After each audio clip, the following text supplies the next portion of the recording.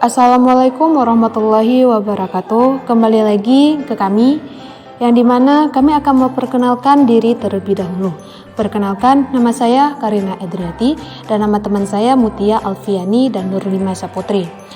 Di sini kami akan menjelaskan tentang cerita pendek atau disingkat dengan cerpen, yang dimana cerita pendek itu terdapat dari pengertian, struktur, dan fungsinya. Baiklah, kami akan menjelaskan apa itu pengertian cerita pendek atau cerpen. Cerita pendek atau sering juga disebut dengan cerpen adalah salah satu jenis prosa yang isi ceritanya bukan kejadian nyata dan hanya dibuat-buat. Jumlah kata di dalam cerita pendek tidak lebih dari 20.000 kata. Penulisan cerita pendek menggunakan gaya bahasa yang naratif. Selanjutnya, poin yang kedua yaitu struktur cerpen, yang dimana struktur cerpen memiliki 6 poin, yaitu abstrak. Abstrak merupakan pemaparan gambar awal dari cerita yang dikisahkan. Sedangkan yang kedua, orientasi.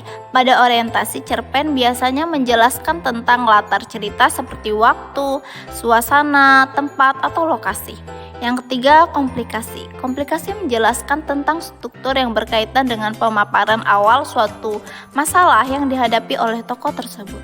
Yang keempat, ada evaluasi. Pada bagian evaluasi ini terjadi konflik masalah yang semakin memuncak.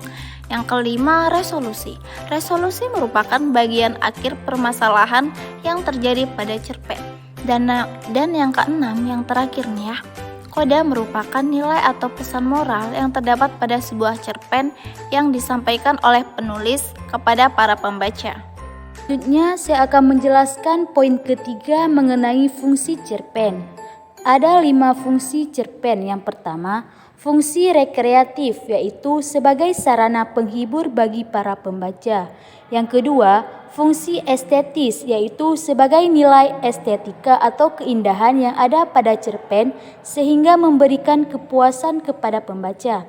Yang ketiga, fungsi didaktif, yaitu sebagai pemberi pelajaran atau pendidikan yang akan bermanfaat bagi para pembaca. Kelima, fungsi moralitas, yaitu sebagai nilai moral berdasarkan isi cerita untuk mengetahui baik buruk yang disampaikan penulis kepada para pembaca. Yang kelima, yaitu fungsi religiusitas, yaitu sebagai pemberi pelajaran yang religius yang nantinya bisa dijadikan sebagai contoh baik oleh pembaca.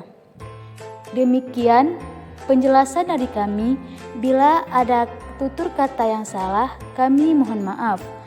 Kami akhiri, wabillahi taufiq wal hidayah. Wassalamualaikum warahmatullahi wabarakatuh.